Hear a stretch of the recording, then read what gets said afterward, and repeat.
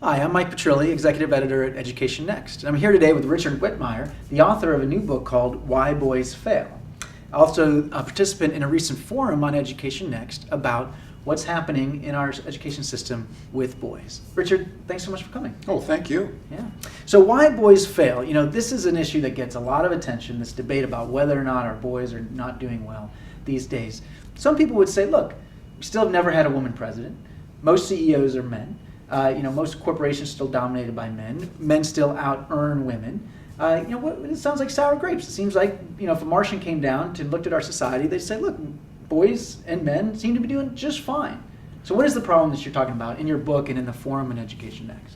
Well, I think that's why this issue gets so little attention. It's because we haven't had a female president and men still rule Wall Street. So what's the problem? And the problem is that something has changed in the last 2 decades.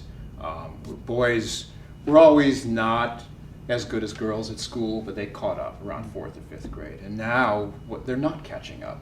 They're not graduating from high school at the same rate. They're not graduating from high school ready to do college. They're not aspiring to college. And then when they get to college, they're not graduating. So that's where you get, on average, 58% of females earning bachelor's degrees right now. And this goes directly against President Obama's goal of having more college graduates. You can't increase that rate without dealing with the boys issue. Okay, now, but is this an issue? You talk about average boys. I mean, let me ask you to picture, say, this average typical boy, let's say in outside a suburban city in the Midwest. Maybe he comes from a middle-class family, parents earn, say, $80,000 a year, goes to your typical public school. Is that boy failing? Or are we talking about special subgroups of boys, say minority boys, poor boys, where the problem is?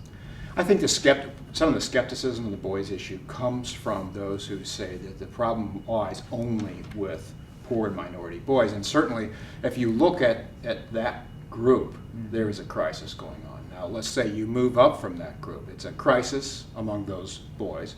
Twice as many black women as men now earn bachelor's degrees. So it's been a long-standing problem. And Hispanic boys are actually, some of those numbers look just as bad. If you move up the scale, boys from blue-collar families are doing quite poorly compared to the daughters in those same families as far as earning degrees past high school. If you move up to middle-class suburban schools, it looks like the boys are doing as well, but actually they aren't.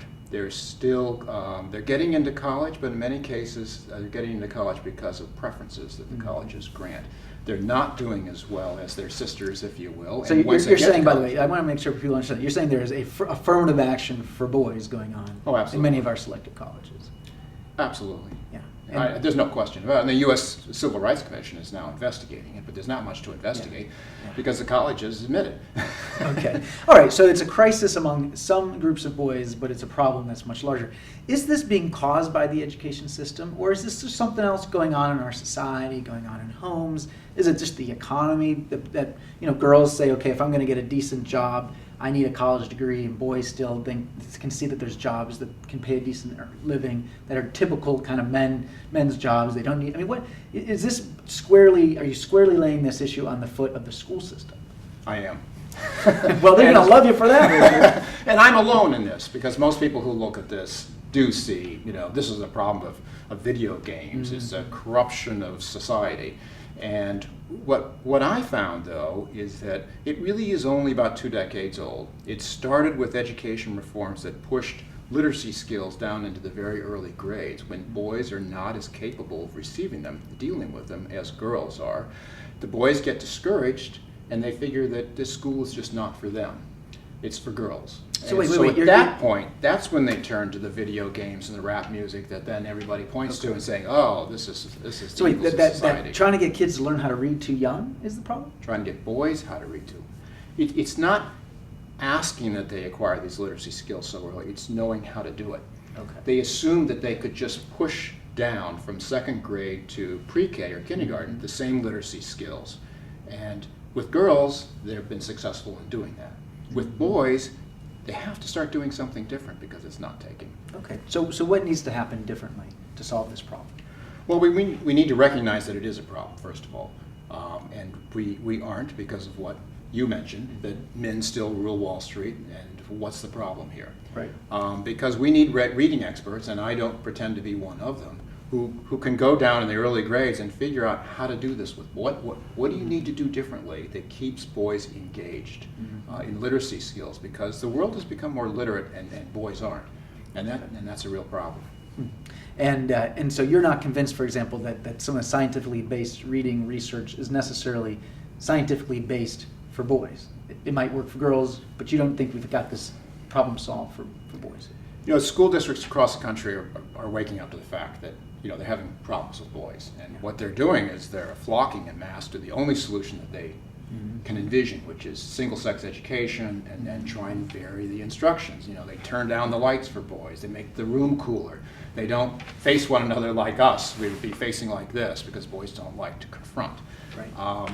I'm not convinced that that's going to make much of a dent. In my book, I profile 3 schools, 2 of which are co-ed schools, have nothing to do with, they don't vary instruction for boys at all. And the third one is an elite charter school for boys in Bed-Stuy in New York.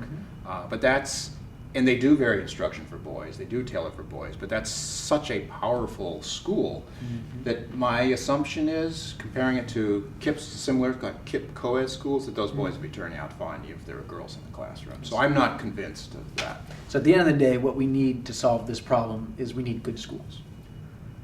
Well, the schools that I visited, and including some traditional public schools, the real difference is something incredibly simple. They just decide they're not going to leave any child behind.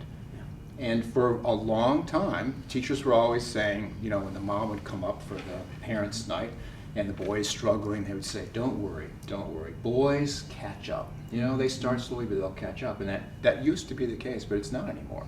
And it is pretty much as simple as that. If you're running an elementary school and you figure out a way to not let the boys fall behind in literacy skills, you do not let them do that, it's amazing what happens. It's as simple as that. Okay, thank you, Richard. Again, Richard Whitmire, Why Boys Fail, and a recent forum piece in Education Next. Thanks for joining us. Well, thanks for having me. I appreciate it.